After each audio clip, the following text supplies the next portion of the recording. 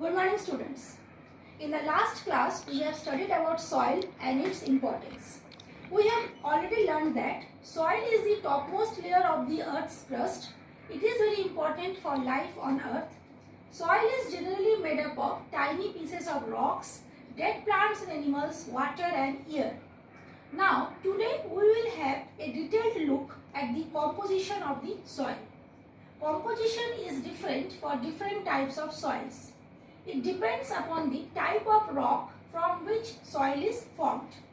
All soils basically contain the following components. First, humus. Humus is the organic part of the soil.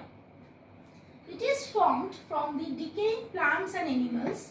It makes the soil fertile and improves the water holding capacity of the soil. It makes the soil rich with nutrients that plants need to grow. Second, water. All types of soil generally contain water in the spaces present between the soil particles. It is used by plants. Soil also contains air. It is used by plants and other living things in the soil to breathe. The next component present in soil is clay. Clay particles are the smallest soil particles. It holds water for a long time. They have very little space between them, so they cannot hold much air. Next comes the silt. Silt contains small rock and mineral particles. It holds water and nutrients for plants. The silt particles are smaller than the sand particles.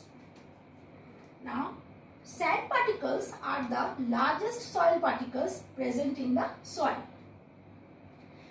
Sand is an important part of soil. It does not hold water.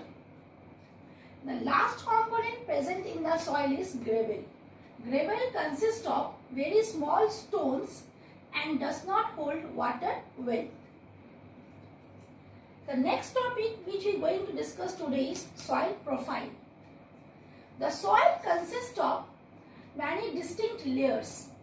So basically, the soil profile is a vertical section of the soil which shows all the layers of the soil. First comes the topsoil. Topsoil is the topmost layer of the soil. It contains sand, clay, humus, water and air.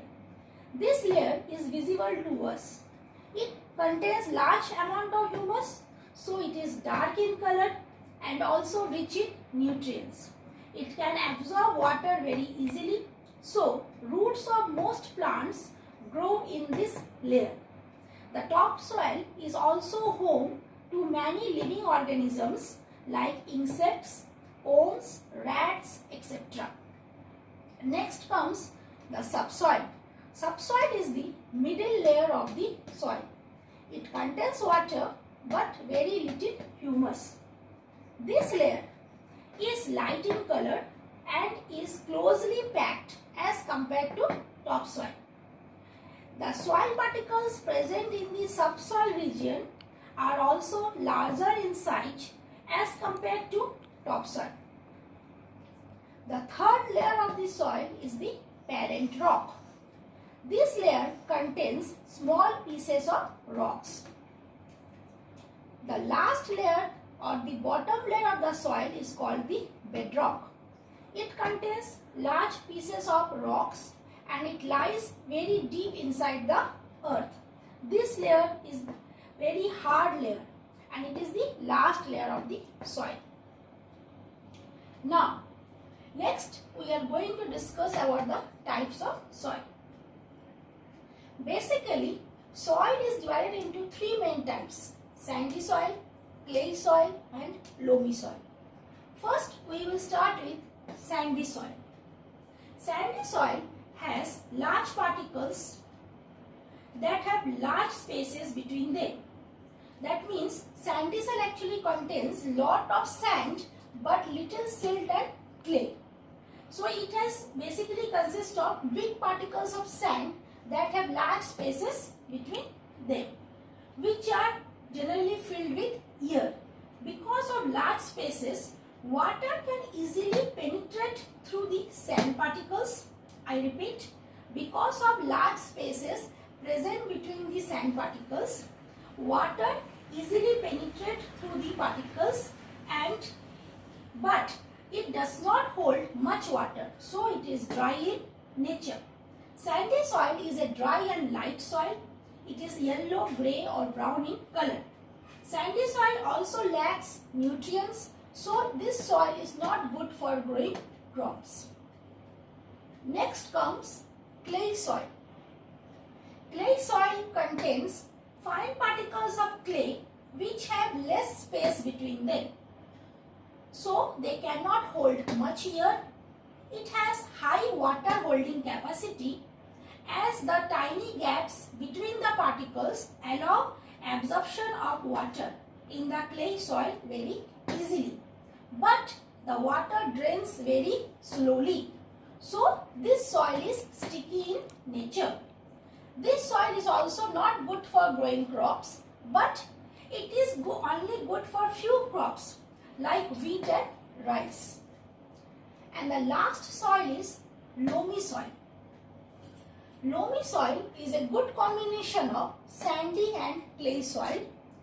We can exactly say that loamy soil has a right mix of sand, clay and silt along with humus. It also holds water and air very well in very appropriate amount. So this soil is the best soil for growing plants. All the crops they will grow very well if they are grown in loamy soil. So today we have learnt about the different types of soil. I again have a quick revision of the types of soil once again. There are three types of soil: sandy soil, clay soil and loamy soil.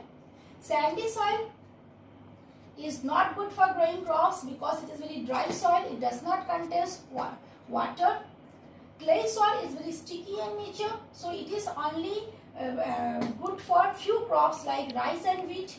But loamy soil is a good combination of sandy soil and clay soil, and along with it also contains humus and it also holds water and air very well.